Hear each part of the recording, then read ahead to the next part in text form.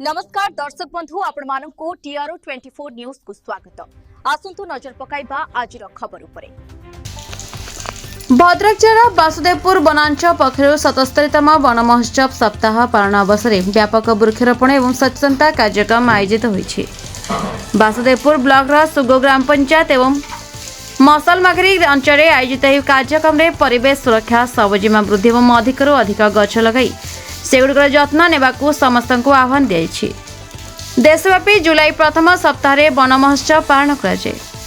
वासुदेवपुर वनांचल पक्षर वन महोत्सव उपलक्षे सुगो ग्राम पंचायत एवं ससलमाघेरी ठारे वृक्षरोपण कार्यक्रम सहित परिवेश सचेतनता सभा आयोजन करा। यह अवसर में वासुदेवपुर वन अधिकारी अतुल्य कुमार महाती, वनपाल सुशील सिंह, विमला मल्लिक, व्यतप्रज्ञा नायक, स्थानीय सरपंच, शिक्षक शिक्षयित्री, एसएचजी, महिला माने, छात्र छात्री, ग्रामवासी और वन विभाग कर्मचारी माने जोग देथिले। वक्ता माने परिवेश संतुलन रक्षा वृक्षर गुरुत्व संपर्क में आलोकपात करथिले। केवल गछ लगाइले हेब नहीं बरं सेगुड़िकर सुरक्षा और जत्न नेबा मध्य समस्त दायित्व बोली मत प्रकाश करथिले।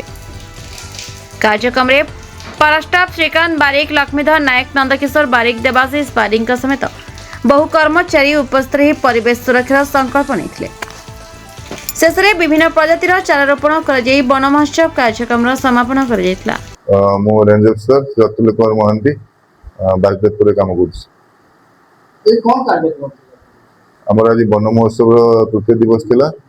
ए परिप्रेक्षी रे आमे सुगो हाईस्कूल एवं आमर सासमलगेरी यूपी स्कूल रे दुईटी आमे वृक्षरोपण कार्यक्रम करथिलु। स्कूल पिला माननकु एवं लोकल जो आमर एसएचजी ग्रुप अछि तांको नेकी स्कूल टीचर्स एवं लोकल सरपंच एमन सब नेकी आमे कार्यक्रम करथिलु।